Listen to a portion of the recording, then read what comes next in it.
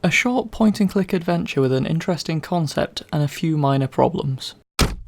So the first episode of The Uncertain has arrived. A few weeks ago I ran through the demo and the initial impression was very positive.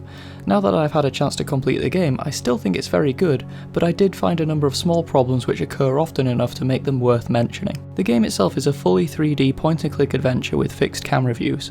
There are elements of exploration and a number of puzzles to wrap your brain around, but all in all it's quite a relaxed experience. The overarching story is that the human race is extinct following a global war, leaving the robots to roam the Earth alone.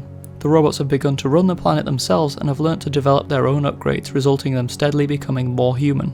After a ship crashes into RT-217NP's garden, the situation isn't quite as cut and dry as it's made out to be. Much the same as I mentioned in my early analysis video, the first thing that leaps out is the wonderful amount of detail on mundane items that really makes the game special. It has a realistic but almost idealistic graphical style. Some things almost look too accurate. The best part about the graphics is that you get a significant amount of colour, which is usually lacking in robot-populated apocalypse scenarios.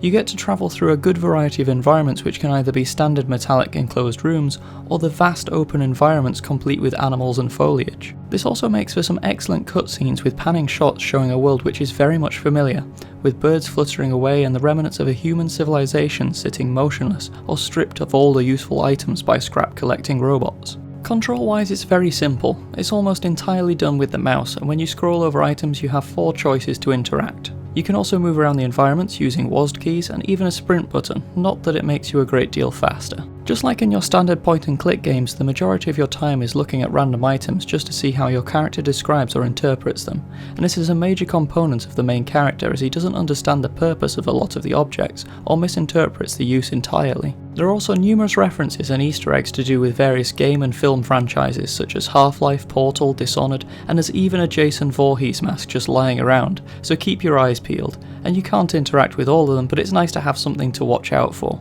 Every task you are set either consists of collecting items from the environment or solving a puzzle to enable you to progress. I can only think of 2 occasions where you could describe it as true gameplay, but I'll come back to them later. This is very much a game that you play for the story and the environment rather than the game itself. And this is no bad thing, the story is interesting enough, but the way in which it is told can become a bit grating if you play it for long periods of time. This is because the story is entirely told by robots with no emotion. This means that even when they tell a joke, it just blends into the monotonous droning voice. But I don't think they could have gone any other way with it, as if there were certain robots with dramatic voices, they'd ruin the atmosphere. It's an observation rather than a complaint. So I said I'd come back to the gameplay elements. 1 was fine, it was your usual evade the spotlight or you get shot to pieces malarkey.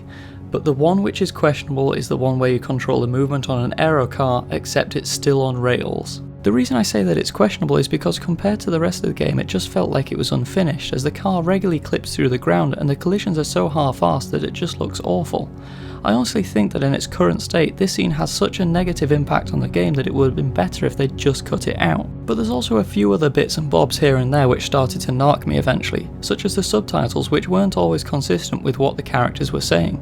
Sometimes the meaning of the words could actually affect the story depending on which they meant, and the transition between running and walking can sometimes take a while, and that means that you can run in the wrong direction or enter an area that you didn't want to. They're very minor problems, but when they occur regularly, it becomes annoying enough to mention. Having said all of this, the game as a whole is very solid, and if you're into story-driven games, this is one that is definitely worth giving a try.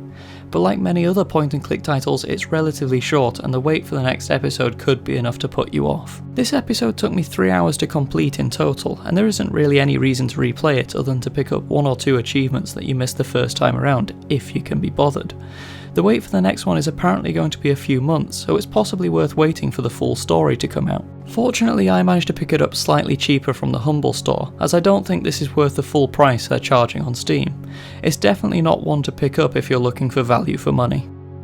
Petty problems soon add up, and I hope that the next episodes have got these problems ironed out.